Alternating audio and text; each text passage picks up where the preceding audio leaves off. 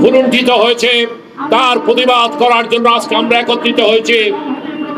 আজকে আপনাদের সদয় অবগতির জন্য জানাতে চাই,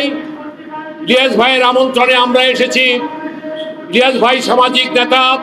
নতুন বাংলাদেশকে গড়ার জন্য আমি উদাত্ত আহ্বান জানাতে চাই। আগামীর বাংলাদেশের রাজনৈতিক নেতৃত্ব তাকে গ্রহণ করতে হবে, যাতে করে বাংলাদেশ নতুন বাংলাদেশ গড়ে উঠতে পারে এবং সেই নতুন বাংলাদেশের মধ্য থেকে বিশ্বের যে মানবতার যে অবমাননা হচ্ছে, যেটা আজকে ফিলিস্তিন ইস্যুতে গাজাবাসীর পক্ষে, গাজার মানবতার পক্ষে আমরা একত্রিত হয়েছি। আমরা এমনি একটি মানবিক বাংলাদেশ, এমনি একটি মানবিক বিশ্ব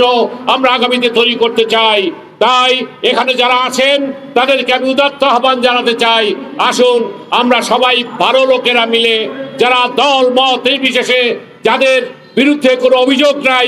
তাদেরকে ঐক্যবদ্ধ করার মধ্য দিয়ে আমরা এমনি একটি রাজনৈতিক শক্তির উত্থান ঘটাবো, এমনি একটি রাজনৈতিক শক্তির অনিবার্য উত্থান প্রয়োজন, যাতে বাংলাদেশকে এগিয়ে নিয়ে যেতে পারে, যাতে বাংলাদেশের পক্ষ থেকে বিশ্বে তার ন্যায্য অধিকার আদায়ের জন্য, বিশ্বের মানবতার জন্য, মুসলিম উম্মার জন্য তারা যাতে ভূমিকা রাখতে পারে, আমরা সেই আহ্বান জানিয়ে আমরা যাতে করে সেই শক্তি অর্জন করতে পারি, আল্লাহ পাক যেন আমাদেরকে সেই তৌফিক দান করে, আপনাদের সেই সহযোগিতা কামনা করে